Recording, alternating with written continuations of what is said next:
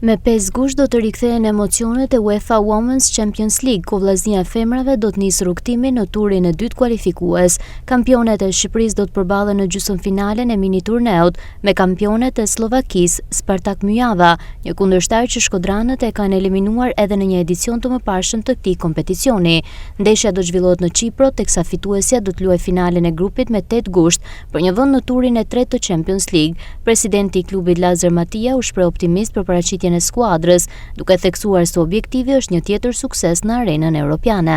Ekipi është kompletuar, është servit këtë ditë me intensitet, ka bërë një fazë përgatitore shumë mirë në qytetin e Puks rreth 20 ditë, edhe tashmë po jep ato përgatitjet e fundit që aktiviteti dhe këto ndeshje shkojnë sa më mirë për ekipin tonë dhe të arrijmë ato objektiva që vllaznia gjithmonë i ka mallore që të kalojmë në turin tjetër të UEFA Women's Champions League. Në Evropë të janë gjithë ekipe kampion.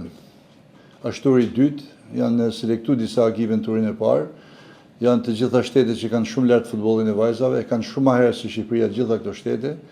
Janë që kanë investuar shumë prej vitesh, nuk është e lehtë, është shumë e vështirë, por pritshmëritë tona, tujat, të marrë opinionit janë që vllaznia ka treguar që edhe në nivele më të larta ka arritur rezultate pozitive, siç ka bërë edhe para disa vite që u fut edhe në grupe, por me këtë vështirësi, me këtë problematika, me garë, ne pretendojmë, edhe objektivat tona janë që të kalojmë në turin tjetër të Champions League, si viti i turit të tretë. Ndërkohë vllaznia ka prezantuar edhe afrimet e reja të merkatos, mes të cilave spikat portierja kombëtare shqiptare Antigona Hyska, e cila pritet të japë një kontribut të rëndësishëm në mbrojtjen e portës së kampioneve të Shqipërisë. Është gjithmonë kënaqësi që të vinë në këtë klub. Normalisht është nder i madh edhe privilegj që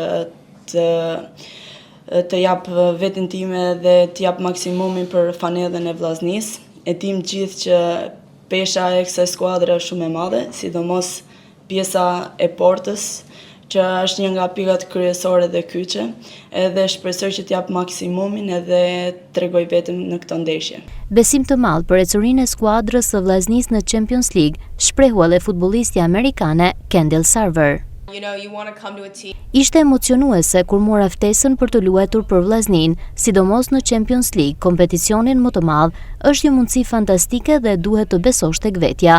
Këto ndeshje janë për të fituar dhe për të shkruar historinë, prandaj besoj se do të kualifikohemi.